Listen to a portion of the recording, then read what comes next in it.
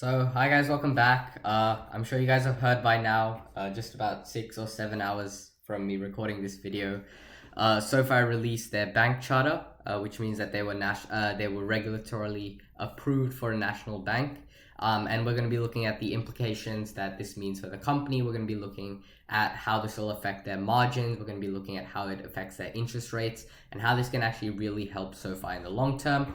And we're going to be also looking at how this changes the trajectory of the stock because in their previous quarter, they talked about how their future Ebitda and future earnings will be affected if they do get their bank charter early 2022, which did end up happening. And we're going to be looking at that for SoFi as well. If you do find this video useful, you find it informative, do consider subscribing or sharing it with someone else who might find it useful. It does help me out a ton and it's free anyway. So we're just going to start off with their investor relations page where they talk about the regulatory approval to become a national bank. And most of it is just the basic statement. We're just going to be focusing on their CEO's statement, Anthony Noto. So it reads, "This incredible milestone elevates our ability to help even more people get their money right and realize their ambitions," said Anthony Noto, the CEO of SoFi. "With the national bank charter, we will not only be able to lend at even more competitive interest rates and provide our members with high-yielding interest in checkings and savings, it will also enhance our financial products and services to ensure that they efficiently meet the needs of our members, business partners, and communities across the country while continuing to uphold the high bar of regulatory standards and compliance.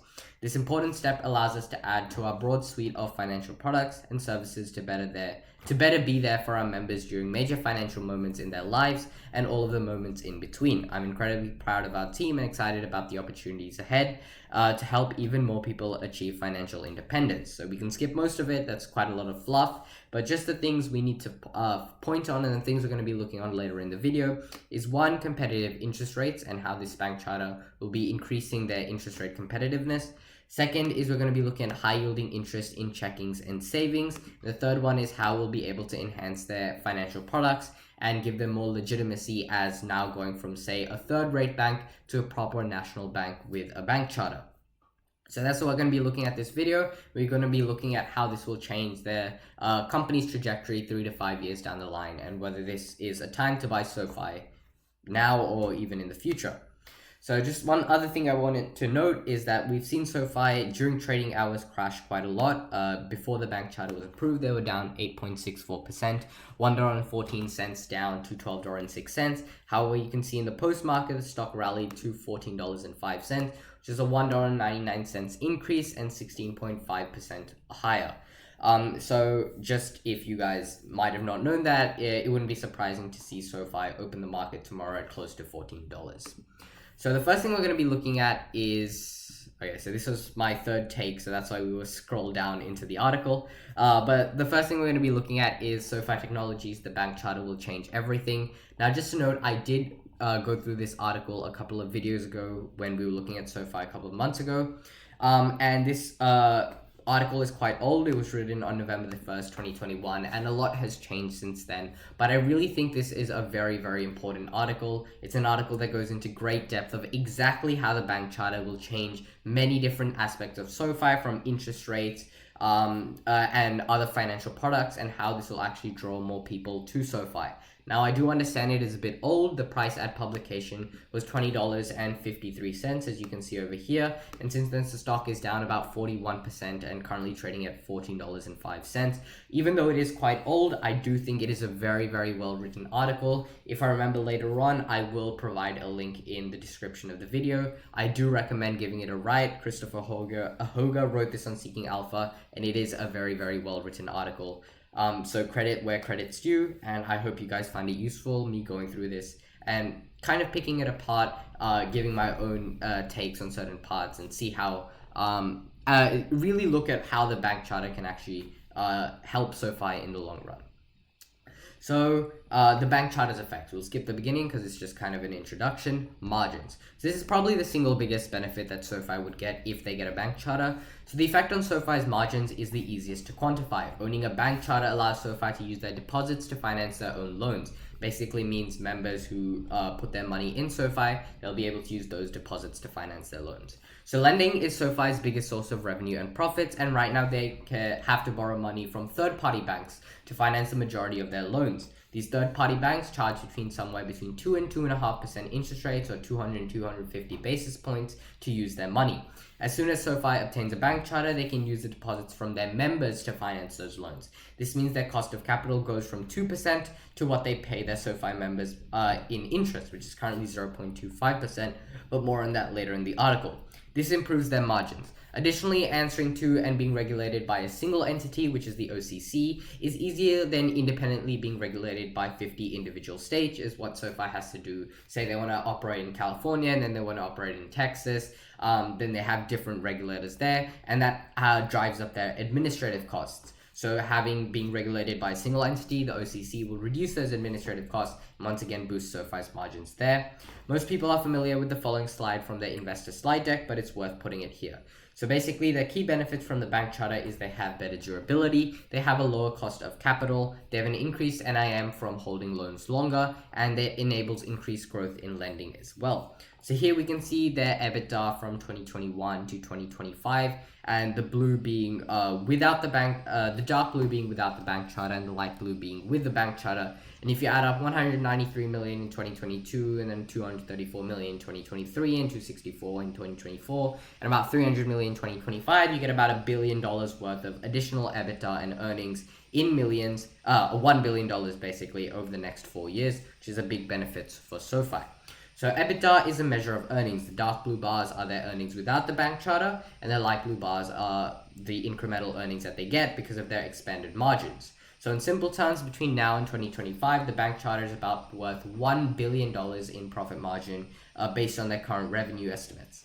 Profitability, free cash flow, cash on hand, and a whole host of other financial parameters will also get a big boost due to the bank charter.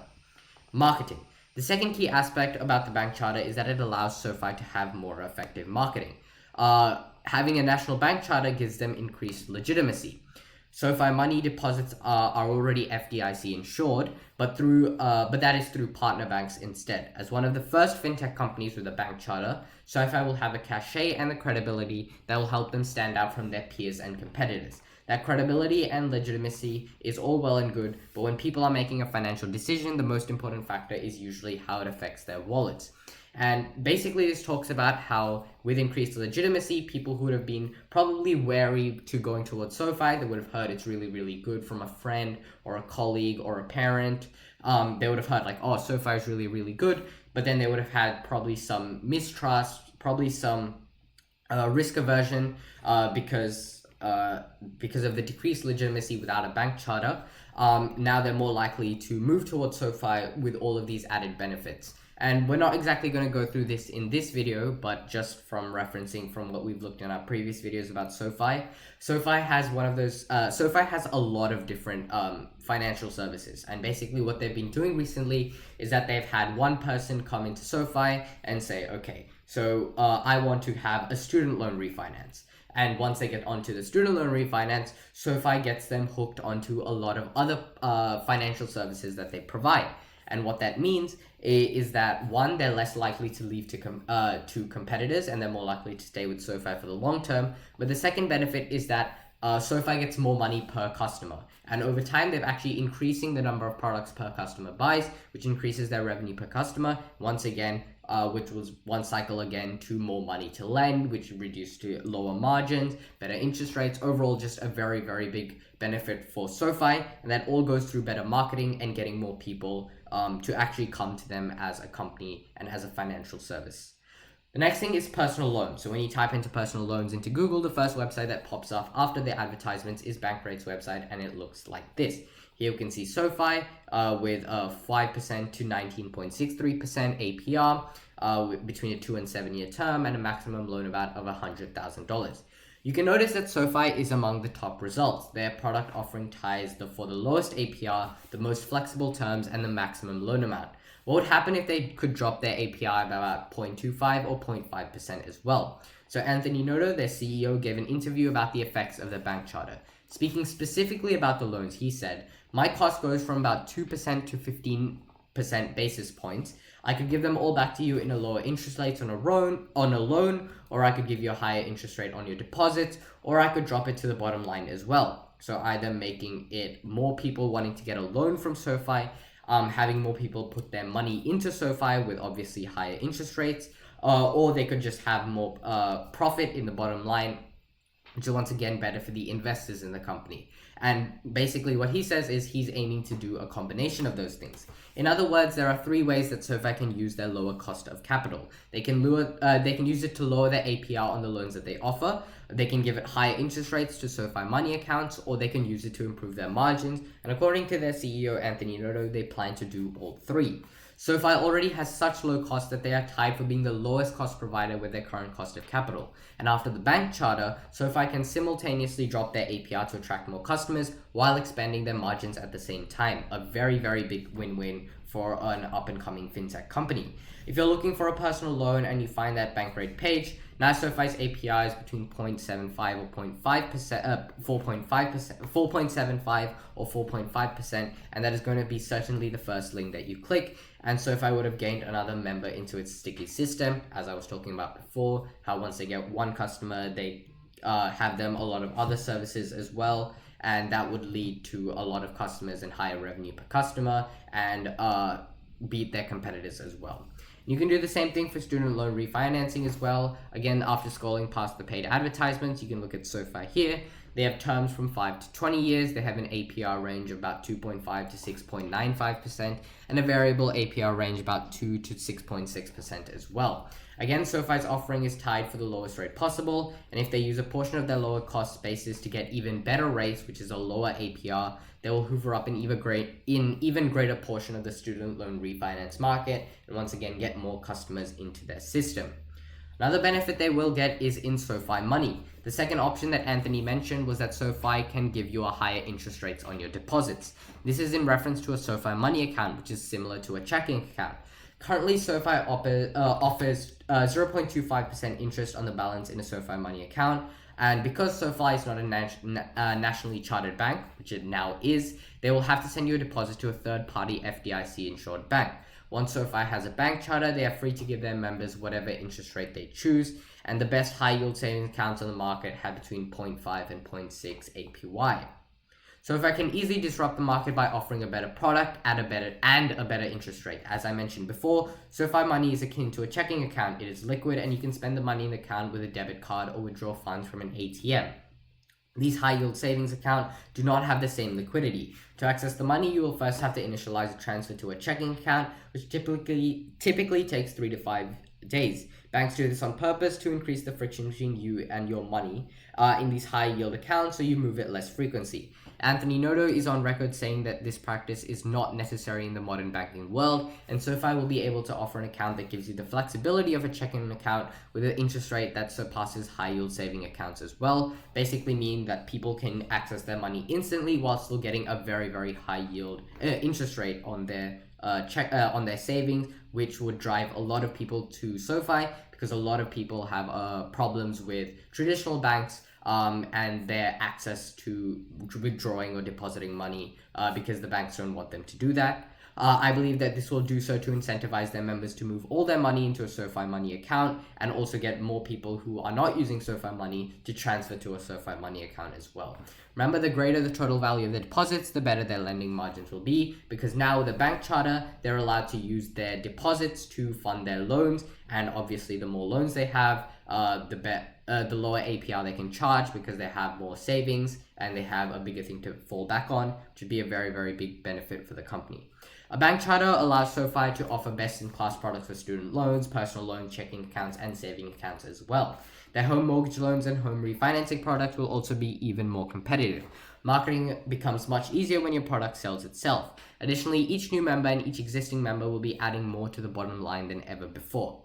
Another benefit that SoFi will get is through members. The bank charter also makes things better for existing and new members as well. This will make their product offerings even stickier than they already are. Right now, SoFi has to sweep the deposits from SoFi Money, SoFi Invest, and all of their other financial products into partner bank accounts. It's frustrating. For example, if you have to move your money account to your invest account, it takes 2 to 3 days. This is because they have to move it to an outside bank's brokerage account to a different bank's deposit account.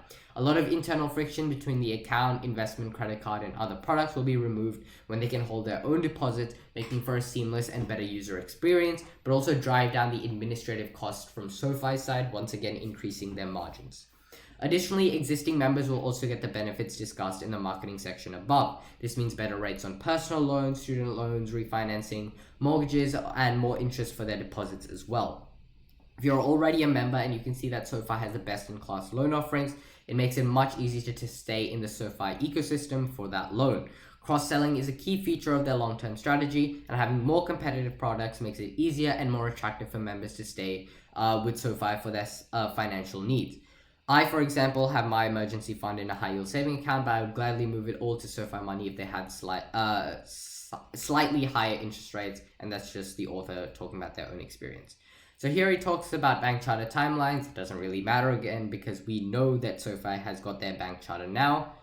And we're talking like the road to bank charter, and he just basically scroll down. We don't really need to look at the rest of this video, but he's basically talking about what happens to, this is important. So what happened to Lending Club's stock price after obtaining their bank charter?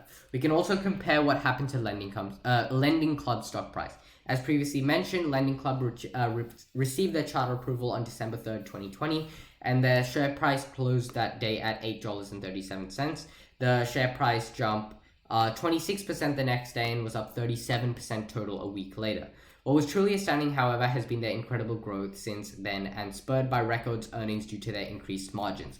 Although they received their bank charter approval on December the 30th, they started operations as fully a bank on February 1st, 2021. That makes their Q2 2021 earnings the first after receiving their charter approval. Lending Club announced the blowout earnings driven by greater margins in their lending business and raised future guidance, and the stock blew up more than 48% overnight. At the time of writing, Q3 earnings were just announced yesterday, and the stock skyrocketed, going up 33% overnight.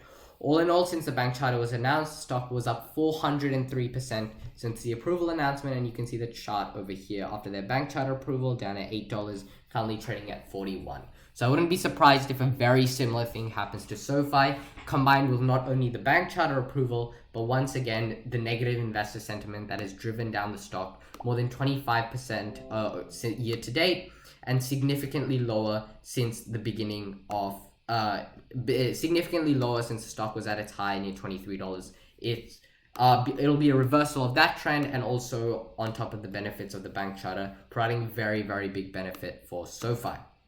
So where will SoFi stock be in 3 years? Another article we're going to be looking at. So the elevator pitch. I still view SoFi Technologies as a whole. This is the author Value Pendulum on Seeking Alpha. My prior update on SoFi was written on November 16, 2021, touched on the company's national bank charter applications, and this will look at their 3-year outlook. Once again, this was written a couple of days ago. It's not as old as the previous article, but the price of publication was at about $13, when the stock dropped another $1 today, and then went up about $2 to $14. So is SoFi stock undervalued? It's natural for investors to question whether SoFi Technology shares are currently undervalued, considering the company's poor stock price performance in recent months. Since the beginning of 2021, SoFi's share price has declined 38% as per the chart below, and during the same period, the S&P 500 has done much better than SoFi Technologies with a 3% rise. With recent share price corrections, SoFi's consensus for next 12 months price-to-sales valuations multiple has almost halved from 16.5 in June 1st, 2021 to 8.4 times on January 12th, 2022, as per the S&P Capital IQ data. Separately, Wall Street analysts think that SoFi Technologies are worth a lot more than the stock is currently trading at. This has a consensus price target of $24, which implies an upside of 73% compared to the last traded share price of $13.86 and currently $12.06 before the trading after trading hours. But there appear to be good reasons for SoFi Technology's significant share price drop in recent months. Firstly, a number of institutional investors has been either reducing their stakes or exiting their positions in the company because of affected investor sentiment and confidence in the name, and we looked at that on a previous video if you want to read about that. Secondly, a fintech sector and growth stocks seem to be out of favor at the moment. A Seeking Alpha news article published December 9, 2021 noted that regulatory scrutiny appears to be increasing and speculation that regulatory agencies may seek to limit brokerage's ability to promote option trading to retail investment. And thirdly, SoFi Technologies' most recently quarter financial performance was mixed, which I discuss in detail in the next section of this article. Looking at the key stock metrics for SoFi. Sorry, I skipped this paragraph. In conclusion, I don't think SoFi is undervalued. There are valid reasons for SoFi's stock price correction as mentioned above. While SoFi's consensus forward 12 months price to sales valuations 8.4 does not seem to be very demanding, its forward PE ratios are rather rich. SoFi Technologies is valued at the market consensus forward financial year 2023 and financial year 2024 normalized PE multiples of 194 times and 34 times respectively. SoFi stock's key metrics. SoFi's future price share performance will inevitably be determined by the company's medium-term outlook. It's necessary to evaluate SoFi Technologies' key historical, financial, and operating metrics before one can assess its future growth prospects. SoFi Technologies has delivered a mixed set of results as per its most recent Q3 2021 earnings press release. On the positive side of things, SoFi's Q3 2021 revenue came up 8%, what sell-side analysts has expected. Specifically, the company's lending business was a star performer, with segment revenue up 30% year-over-year in the recent quarter, which also represented a new historical high. SoFi Technologies also continued to expand its membership base, registering a new member addition of 377,000 in Q3 of 2021, which is 35% higher of that than Q2 of 2021. But most importantly, SoFi highlighted it in its Q3 2021 earnings press release that the third quarter of 2021 was SoFi's highest ever cross-buying of products by existing members, which I was talking about previously, as evidenced by 65% sequential increase in cross-buy volume among SoFi First members. In my early November 16, 2021 article of the company, I suggested its key value proposition for making a wide range of financial products and services available on a single platform, which translates to a huge potential for cross-selling, and SoFi has done very well in that regard. On the negative side of things, SoFi's financial services and technology platform segments did not perform as well in 2021, specifically Q3. The financial services business witnessed a negative 26% quarter-over-quarter contraction in segment revenue, thanks to a decline in the business segment's revenue from its adversary, IPO underwriting, and brokerage services over the same period. For its technology platform business segment, new account growth slowed down from 20% quarter-over-quarter at the end of 2020 to 19% in Q1 of 2021 to just 13% in Q3 of 2021. So that is a significant slowing in account growth.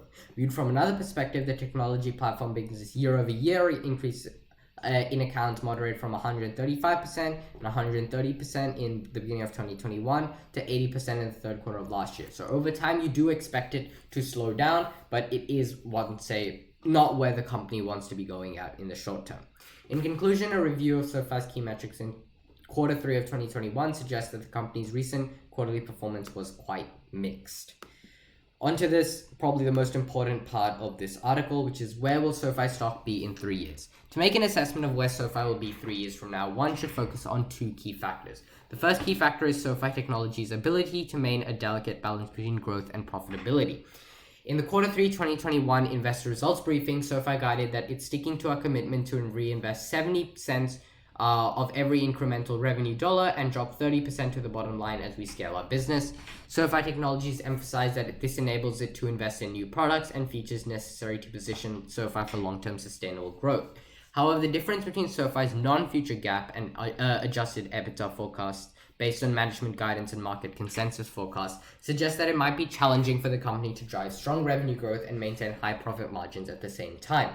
Wall Street's analysts expect SoFi to generate an adjusted EBITDA of 185 million, 423 million, and 649 million for 2022, 2023, and 2024 respectively, as per the S&P Capital IQ data. This is lower than the company's financial year of 2022, 2023, and 2024 EBITDA guidance, which is set in January of 2021, and assuming no bank charter approval, it had 254 million, 484 million, and 788 million respectively what it had suggested, but with the bank charter it was obviously expected to be higher. If we just go back to the previous one, we can go back and look at that graph. Yep, just over here. Cool. Just take this in. This is what they're talking about.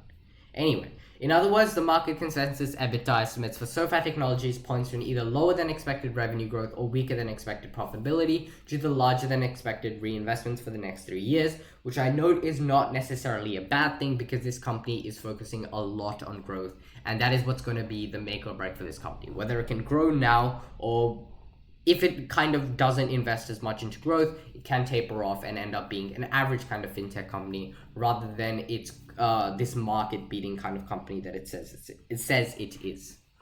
So, okay, I didn't know the thing was here, but here we go. This is the same thing that it was referring back to here, which was 254, 484, and 788 million adjusted EBITDA, but this increases to 447, 718, and more than $1 billion in adjusted EBITDA in 2024. The second key factor of SoFi's national bank charter application. This is basically talking about the bank charter, and we figured out that yes, SoFi has got its bank charter, so we can skip this part. So is SoFi stock a buy, sell, or a hold? In terms of valuation, SoFi is not exactly cheap. When one considers its consensus forward fiscal 2023 and financial year of 2024 normalized PE multiples of 194 and 34.7 times respectively. With respect to the company's future earnings growth outlook, there is no guarantee that SoFi Technologies can secure approval for its national bank charter application. Once again, this risk is now gone because it does have it now. And furthermore, there are signs that SoFi's financial services and technology platform segments are not growing as fast as they did in the past. So SoFi Technologies will have a hard time making a choice between investing to more finance future growth and preserving profitability. So this brings me to the end of this video. Basically, we looked at the benefits of the bank charter. We looked at certain risks. The risk of not getting the bank charter is not there anymore, but the risk of growing its financial accounts and technology platform services growing slower than expected is a risk in the future, and that is something you should keep in mind. But overall, especially in the short term, I do expect SoFi to rally quite significantly. There is no way a stock that has this growth potential is down 47% over basically since November of 2021, then gets the bank charter, which is what everyone has been talking about for it feels like a year now, but probably at least half a year.